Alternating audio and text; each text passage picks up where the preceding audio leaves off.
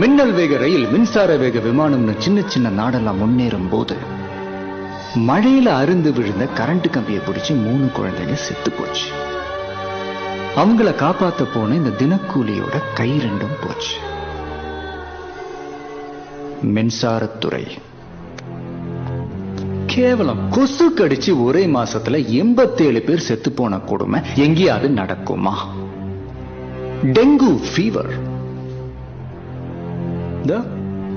இன்னொரு குழந்தை உயிருக்கு போராடிக்கிட்டு இருக்கு. இது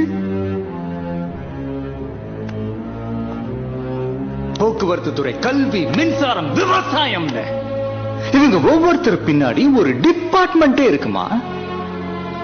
ஆட்சியில வந்து உட்கார்ந்துட்டா அந்த 5 வருஷம் என்ன வேணாலும் ஆடலாம்ன்ற அவனுங்களோட இந்த திமிர அடக்கணும்னு தான் அப்படிதான் பண்ண.